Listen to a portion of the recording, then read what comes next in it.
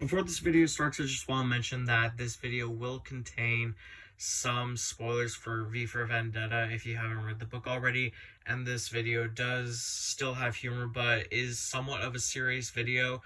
But anything that I discuss about some level of politics and such is for the purpose of explaining the plot of the story. So without further ado, I hope you enjoy the video. Thank you. Goodbye. It's beautiful up here. Thanks, I really try myself, it's hard. I don't see any instruments. I have no idea what you want me to do. I'm trying here. So I decided to introduce you to my mom, who is standing all the way up there. Yeah, hi Ma, this is my lovely lady friend. She needs to answer the question first. So yeah, the question is, do you know my birthday? November the 4th. You motherfucker. You chose poorly. Okay, I'm done here. I'm heading out of here. Bye, Ma.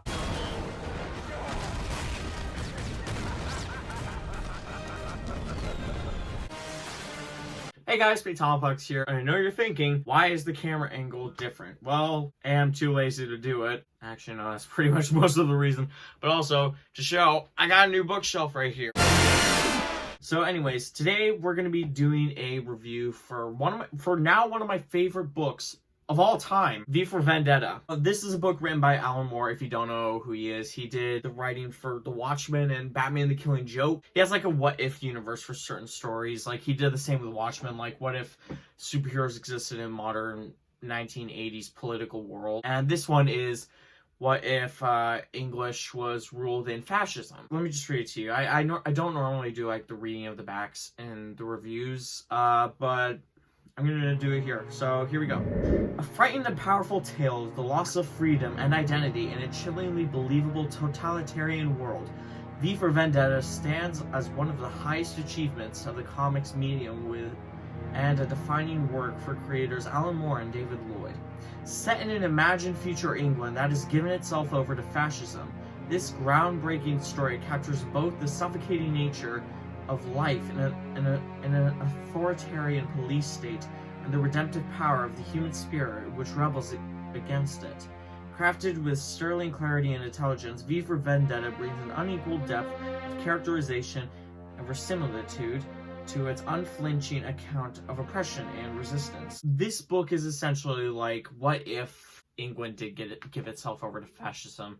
And the reason why they did is because they were desperate for a need of control, because at some point something happens to the balance of power and there's a giant flood in England and something terrible is going on. This is future me in a dark basement, and I would like to remind you that none of these events actually happened in the real world. This is entirely fictional. So anything I say is what is going on in the book. It takes some references of things that did happen in the real world, but the entire story is fictional.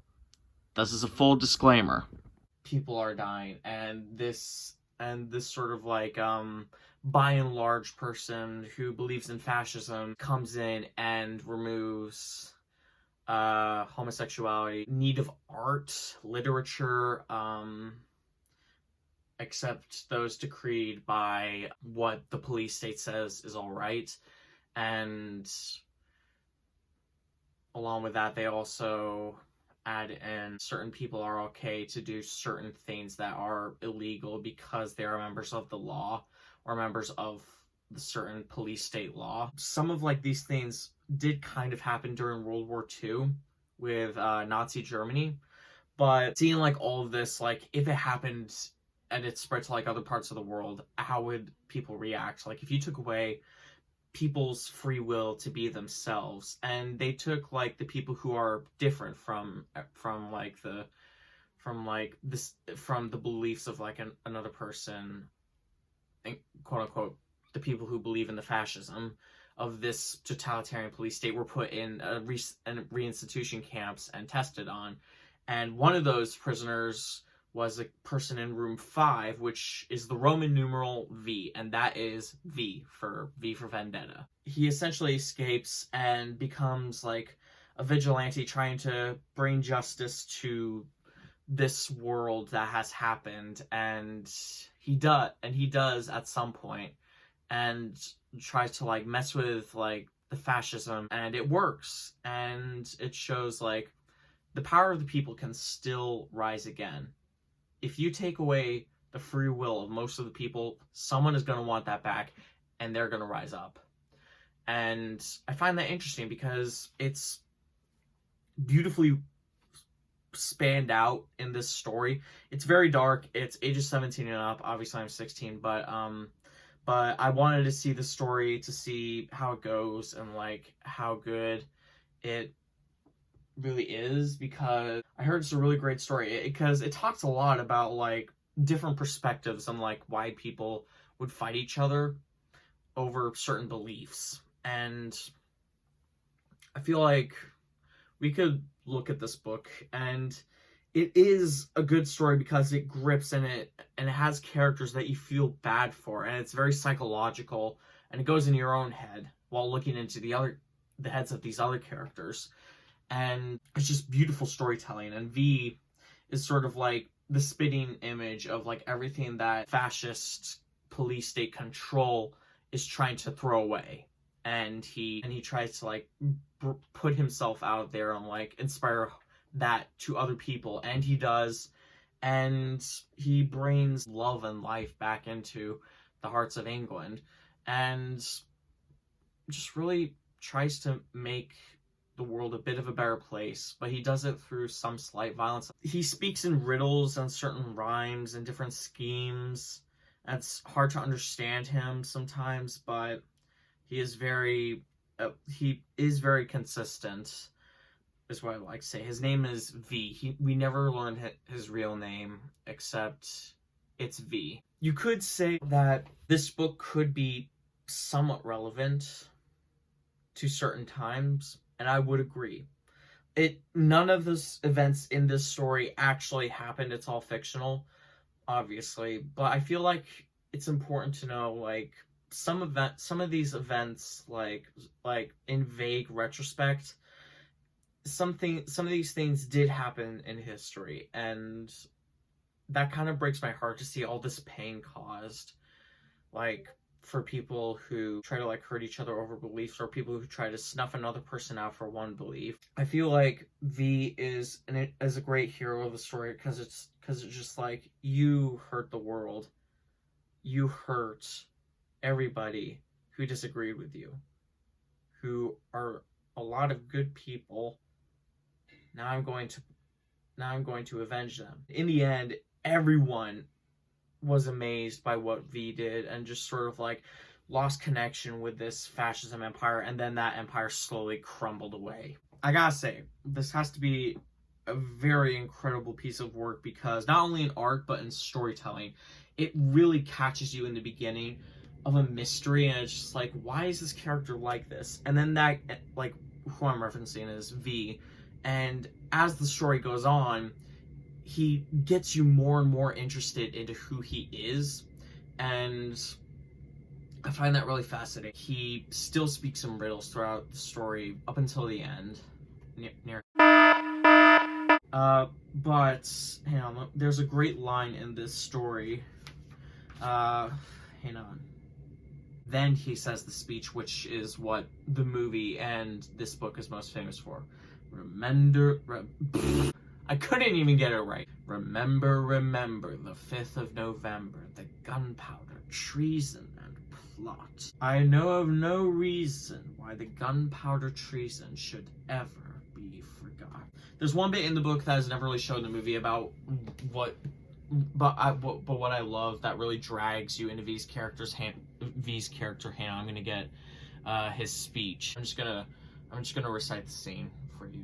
Hang on, just give it a second. But on this most auspicious of nights, permit me then, in lieu of the more commonplace sobriquet, to suggest the character of this dramatis persona. Voila! In view, a humble vaudevillain veteran, cast vicariously as both victim and villain by the vicissitudes of fate. This visage, no mere veneer of vanity, is the vestige of the vox populi, now vacant, vanished. However, this valorous visitation of a bygone vexation stands vivified. and has vowed to vanquish these venal and virulent vermin, vanguarding vice and vouchsafing the violently vicious and voracious violation of volition. The only verdict is vengeance, a vendetta, held as a votive not in vain, for the value and veracity of such shall one day vindicate the vigilant and the virtuous. Verily, this vicious was a verbiage appears most verbose, so let me simply add that it's my very good honor to meet you, and you may call me V. And the Oscar goes to Thomas Idle. But it really shows a lot of his character, because it shows, like, he is very trained in, like, the arts. He's very theatric, outgoing. He's an actor. Some of his characters, he's a performer, essentially, an entertainer. And he brings joy. And he can change his persona however he likes, because he wears his mask, which is the Guy Fawkes mask. God, it's just, that book is very beautiful, and the art is very amazing. It's very like a watercolor paint. Well, not really a watercolor painting, but very like splashed and very vibrant. But it really catches your attention, and the storyline is just amazing. It has 3 separate graphic novel pieces that were released separately. There's chapter 1, 2, and 3, and they each have like 7 to 11 chapters per book, and it is very beautiful. I totally recommend it. And even if like you could agree with one side or another, there's always you could have like completely different opinions on what the ending of the story is, but it is basically about trying to, you know, just like trying to bring joy. Like, it's just trying to find a peace in the eye of the storm, you know? At least that's my takeaway. And I think the movie captured that really well, and it was really good, and the book is just amazing. I totally recommend it. Art, 10 out of 10, and storyline, 10 out of 10, characters, 10 out of 10. But overall, I'll put the score right here. Yeah, so thank you everybody so much for watching. I really hope you've enjoyed. Please make sure to like, comment, share, and subscribe. Tap the notification bell so you never miss a video from me. And please do subscribe to my friends. Their channels are in the description below. Please do subscribe to me if you want to see more content like this in the future. And also, please remember to just have fun and share with your friends. If they want to learn more about comic books, then they can come visit my channel. But until next time, I'll see you guys in the next video. Bye-bye!